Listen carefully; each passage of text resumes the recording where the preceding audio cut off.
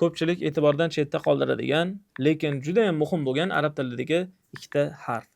T va to harflari. Assalomu alaykum. Ismim Hamidulloh Najmiddinov. Mudarris akademiyasi arab tili o'qituvchisiman. Bugun sizlar bilan arab tilidagi bir-biriga juda ham o'xshash, lekin farqli jihatlari ham bor bo'lgan ikki harf haqida gaplashamiz. T va to harflari.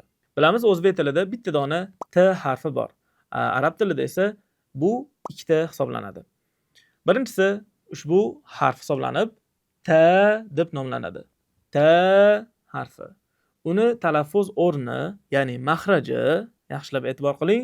Tilni oldi yuza qismini tepadagi tishlarimizni milk bilan ulangan joyiga tekkizib talaffuz qilamiz. Yaxshilab eshitib oling. Tilni oldi yuza qismi tepadagi tishlarni milk bilan ulangan joyiga tegadi. Mana shu holatda, demak, tepaga tegadi. T. Talaffuz qiling va buni his qilishingiz kerak. T. Xo'p, buni yana ham aniqroq his qilishimiz uchun tilni oldini faqatgina tepadagi tishlarni o'ziga tekkizib T deb ko'ring. Milklarga tegib ketmasin. T. Demak chiqmayapti, to'g'rimi?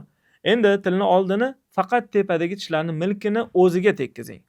Milkka o'ziga teksin. T. Bunda ham salgina g'alatiroq tovush chiqdi. Endi har ikkalasini o'rtasi, ya'ni tepa tishlarni milki va tishlarni o'ziga tekkizib talaffuz qilib ko'ramiz. T harfi. Ana endi siz T harfini chiqadigan joyini o'rganib oldingiz. Bu o'zbek tilidagi T harfi bilan o'xshashmi desangiz, juda ham o'xshash. Mahraji hattoki bir xil desa ham bo'ladi, lekin farqi bor. Arab tilidagi T harfi harakatli holatlarda, ya'ni T, ti, tu deganimizda o'zbekcha harf bilan bir xil, lekin sukunli holatda farq qiladi. Arab tilidagi T harfi sukunli bo'lganda hams, ya'ni sirg'aluvchi sifatiga ega. Hams nima degani? Talaffuz jarayonida havoni oqib, sirg'alib chiqishi hams deyiladi. At deb buni kesib qo'ymaymiz, balki ta'ni talaffuz qilganimizdan keyin havoni qo'yib yuborishimiz kerak bo'ladi. At,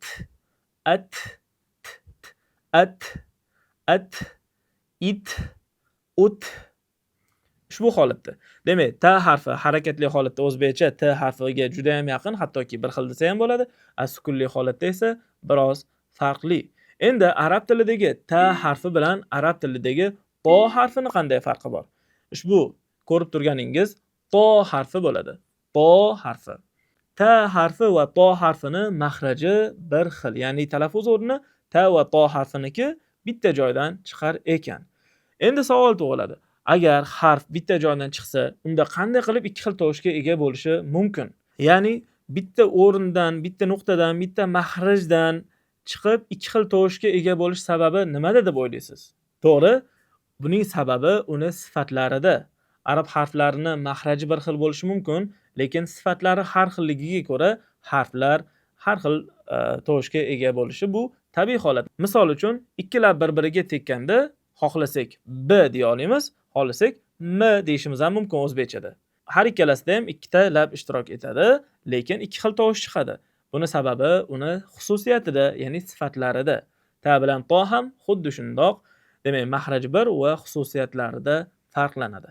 Demak, to harfi qattiq sifatiga ega bo'lgan harf, sukunli holatda tebranuvchi harf va yo'g'on holatdagi harf. Bundan ko'rinadiki, ta bilan to'ning asosiy farqi uni xususiyatlarida. To harfi tebranuvchi harf bo'lsa, ta harfi sukunli holatda tebranmaydi. Ya'ni apo, to demak tebratiladi. Apo. Ta esa tebratilmaydi. At. Shuningdek, to harfi yo'g'on harf, ta harfi ingichka harf. Ta, po, ti, tu, apo. Bundan tashqari, to harfida yopiq deb nomlanuvchi sifat bor. Buning uchun tilni oldi tomonini ham tepa taliga qarab ko'tarishimiz kerak bo'ladi. Yo'g'onlik sifati tilni orqa tomonini tepaga ko'tarish orqali hosil qilinsa, yopiq sifati tilni oldi tomonini ham tepa taliga yaqinlashtirish, yopishtirish orqali hosil qilinadi. Endi siz bilan birga bu harfni biroz mashq qilamiz. Men qanday talaffuz qilsam, siz ham buni eshitib, ketimdan qaytarishingiz kerak bo'ladi. Ta, po, ti, طي تو طو طو أت أطو إت إطو أت أطو. Demak, mana shu holatda mashq qilasiz va ko'proq qaytarasiz. Kerak bo'lsa videoni yana qaytadan boshdan ko'rib, birgalikda mashq qilsangiz ham bo'ladi. Ushbu harflar bir nuqtadan chiqqani bilan umuman boshqa harflar. Shuning uchun birini o'rniga ikkinchisini talaffuz qilib qo'ysa, ma'no butunlay o'zgarib ketishi mumkin. Ko'pchiligimiz to harfini talaffuz qila olmay, oddiy t deb qo'yamiz va bunda ma'no butunlay o'zgaradi. Misol uchun, tabaqun degani bu qavat, qatlam degani. Tobaqun esa tovoq, likob degani. Bir-biriga o'xshash, lekin ikki xil harf bo'lganligi uchun ham so'zlarning ma'nosi butunlay o'zgardi. Bundan tashqari, tinun degan so'z bor arab tilida. Tinun loy degani. Tinun esa anjir degani, meva ya'ni. Tinun anjir, tinun loy. Bugungi darsimiz ushbu harflar yuzasidan bo'ldi. Agar sizga darsimiz foydali bo'lgan bo'lsa, like bosing, izohlarda o'z fikringizni qoldiring va sahifamizga obuna bo'ling. Arab tilini noldan o'rganish uchun esa Mudarris akademiyasiga tashrif buyuring.